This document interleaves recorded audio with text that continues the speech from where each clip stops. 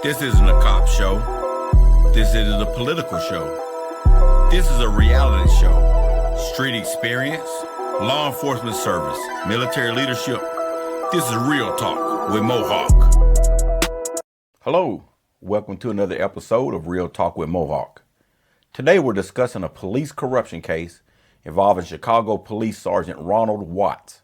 And I'll be providing my personal insight on police corruption based on my own experience during my 27-year law enforcement career. So, Sergeant Watts was a police sergeant with the Chicago Police Department. And he was a supervisor over a certain unit. And that unit apparently oversaw a large housing project, apartment complex housing project known as Ida B. Wells. And what he has been convicted of, or what he was accused of doing, was he and his team were putting dope on people, having them locked up. They were threatening people inside the projects that if they didn't pay the officers money, that they were going to put dope on them and arrest them. And I guess that would also result in them being put out of the housing projects. I'm sure that if you're convicted of some type of drug violation, you're going to be put out. So this went on for a while, and in 2012, Sergeant Watts ended up pleading guilty after the FBI came in, did an undercover sting where they had a guy come in. This guy posed as a homeless man and a drug dealer. And as part of that sting, or while that sting was going on, I guess Sergeant Watts accepted money from this guy, or took money from this guy, and he was indicted on it, and eventually he pled guilty. And he was sentenced to 22 months in prison back in 2021 for that. So at least finally, he was held accountable. But here's my question. That doesn't just go on in, that one case. That was in Chicago, and that was with Sergeant Watts.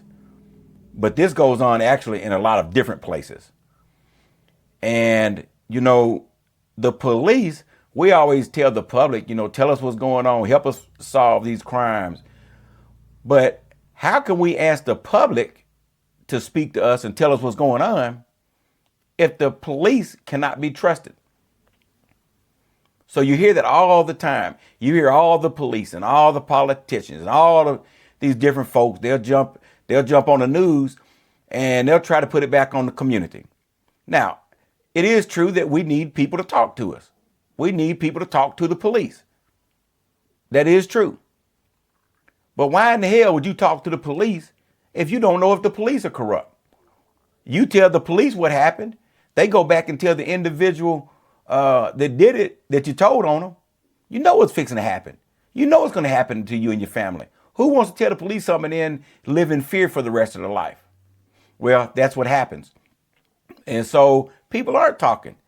And until more law enforcement officers are held accountable, until more law enforcement officers build that trust with the community, until the community feels that they can honestly trust the police that they're talking to, they are not going to talk.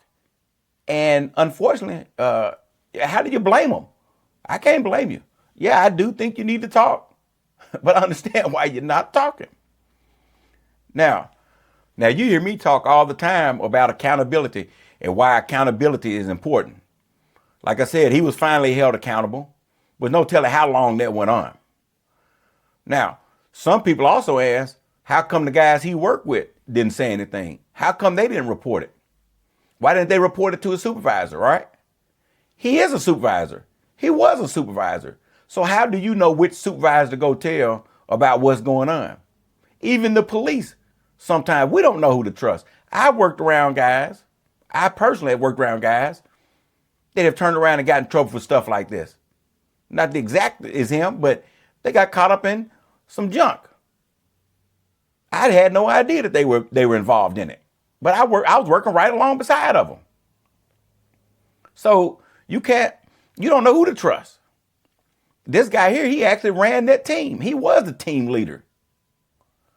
So So, I told you I worked around some stuff, and I told you I would talk about some things because I don't want to just talk about things that happen other places because I did. But I want to tell you from the inside, as a 27-year law enforcement veteran, I'm going to tell you about some things I've seen on the inside that causes me to know why people don't trust talking to the police. I worked for an agency under a previous administration, and I worked under the current administration. Now, this current administration, the one that's there now, they are absolutely on point. They hold the officers accountable. They hold everyone accountable. In fact, some of the stuff that used to go on with the former administration, it doesn't go on now. One of those things was bringing contraband into the jail. This current administration, they have already arrested and are going forward with prosecutions, if they haven't already prosecuted, but they're going forward with prosecutions for some of the jail staff that was bringing contraband into the jail. So that's the right way to do it. That sheriff and his administration is not playing the games. There will be no corruptions. But there was a previous administration that, now I didn't personally see the drugs. I can't tell you that I personally saw it, but it was common in the department. People knew what was going on. And I was told by a chief deputy, and I was also told by a jail administrator, that people were bringing drugs in, employees were bringing the drugs and contraband into the jail, and that sheriff, to keep that from being exposed, he would just allow those individuals to resign. Instead of arresting them and prosecuting them, he would allow them to resign. Now, I understand, people having sympathy on people and trying to help people out and not want to hurt people and don't want to send people to jail and all that. But if you can't do illegal stuff, if the citizens can't go out and do illegal stuff without being arrested, it's 10 times worse for someone that's wearing a badge or representing a law enforcement agency to commit crime. They need to be held accountable. Now, I don't know if this is the reason or not. There was rumors that, and I can't say it's true or not, let me make that clear, but there was allegations that the sheriff of that administration, that former administration, that he was involved in the illegal activity, primarily with drugs. Now, I can't say it's true. I can't say it's true. I can only tell you that it was a rumor. Now, what I can tell you is that I have a great relationship with the guys in the streets. And some of these guys in the streets told me, a couple of different guys, they asked me one time, they said, we were having a discussion, and they said, Mohawk, do you ever wonder why the sheriff sits up at the gas station all night? And I know which gas station they're talking about. And I said, well, I saw him up there a lot, but I kind of thought, why is he sitting up there? But I couldn't really make sense of it. Maybe he was just sitting there. I don't know. But he did sit up there a lot in his car. His car would be running and he'd be sitting in it. They said, man, listen, the reason that he's sitting up there is because the chief deputy is running drugs during that time. They said, I tell you what, they said the next time you see the sheriff sit up at that gas station, go out to, and they gave me a particular highway. They said, go out to that highway, and it's a back road highway that goes into a neighboring county. They said, go over on that highway, sit back and watch. And I guarantee you, you'll see that chief deputy coming up that highway. So I heard what they were saying, but you hear a lot of stuff in the streets. So I didn't know if it was true or not. I heard it, but I didn't hear it. Well, lo and behold, I don't know how long after that. It may have been a month or 3 weeks, a month, 4 or 5 weeks. I don't remember exactly. But I'm riding down the street, ride past the gas station, and the sheriff is sitting there. And it popped in my head like, I wonder was there any truth to that. So I drove on down. It took me about 10 minutes to get to the highway. Well, about 5 minutes to get to the highway. But I went down the highway a little ways and backed up by old farm headquarters. And turned my lights off. I sat there no longer, I promise you, maybe 15, 20, 25 minutes max.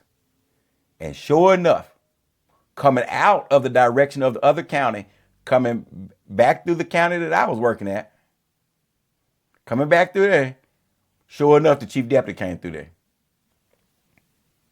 So I can't tell you what was going on. And I'm not insinuating that anything was going on. I'm just telling you that it looks fishy, especially when you're getting information from people who've been reliable. So who do you go talk to? You don't know who to go talk to. I can tell you from personal experience that I used to be on a special response team. And at that agency, anytime that we executed narcotic warrants, the special response team was involved. Well, we had a certain location that we used to meet up at for the briefing. It was outside of our immediate jurisdiction. Well, some of the guys in the streets, they told me, said, Mohawk, y'all ain't gonna really never get the big dope. I said, why is that? And they said, well, have you ever noticed that when y'all do your briefings, and they even told me the location that we do the briefings at. They told me the location that we do the briefings at, even though it's outside of our jurisdiction. They said, haven't you ever noticed, and they named a particular officer, said, haven't you noticed that that officer is always the last one to the briefing? And I said, yeah, always. Makes us sick because we're sitting there waiting on him. They said, yeah, because he has already called us and has given us a chance to get all the dope out of the house before you execute search warrant. But he tells us to leave enough so that the search warrant looks good. So basically, we don't want to make it look like we executed a bad search warrant, but we also don't want to get the dope. Again, I can't tell you that happened. I don't know. But how does this guy from the streets, how does he know this? How can he tell me this? And it was accurate. Like, this is accurate information. So it makes you wonder. All right. So that was some of my personal experiences. So again, how do you trust the police? The police don't even trust the police. Now, to be clear, most police are good police. I can tell you that again from experience. I would say 95 up to 98% of police are good, solid police officers. And when I say police officers, I'm referring to the law enforcement community in general. So police officers, deputy sheriffs, state troopers, federal guys, but just, police officers and law enforcement officers, they come from the general public. And so if they're coming from the general public, of course, you're going to get some bad guys in there. It's just the way that is. And then just recently, in October of this past year, 2025, in the Mississippi Delta, a large FBI sting took place and several people were indicted.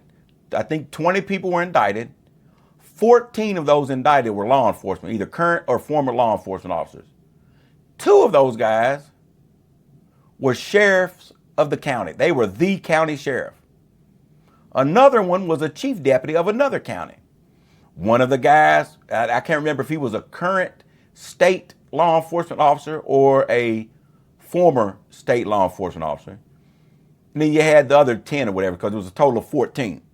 14 law enforcement officers indicted on federal charges of protecting drug runs. So FBI came in, they did an operation where they posed as drug dealers bringing drugs through that area, and they wanted protection on their shipments. I think they said that they were going to Memphis. And so these guys bought it. There was bribes paid, I think from $20,000 to $30-something thousand. Now, those guys are innocent until proven guilty. They haven't went to court, so I'm not saying they did it. I'm just telling you the allegations. Now, I will say usually the feds do not come in and charge people if they don't have solid evidence. But these guys have a right to go and defend themselves in court just like anybody does. But it still raises the issue of public trust.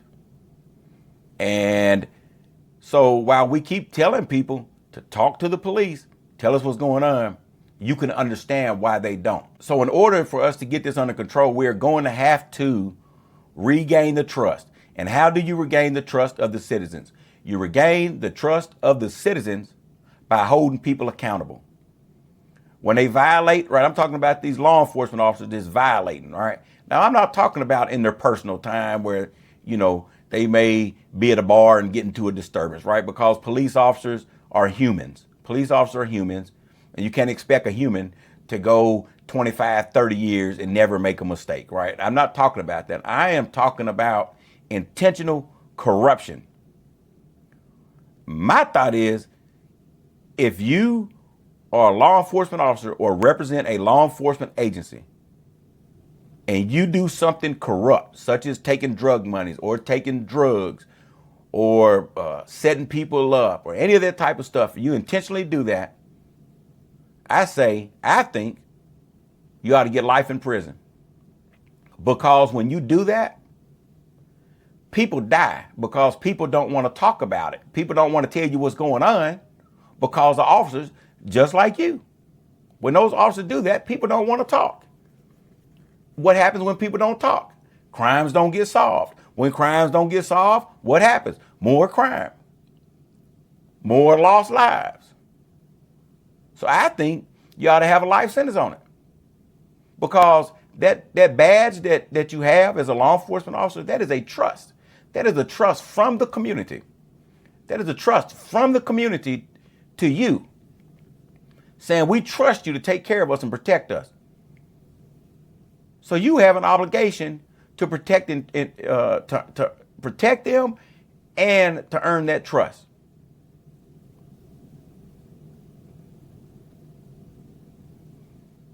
If you want to be a drug dealer, if you want to run prostitution, hey, be like the drug dealers.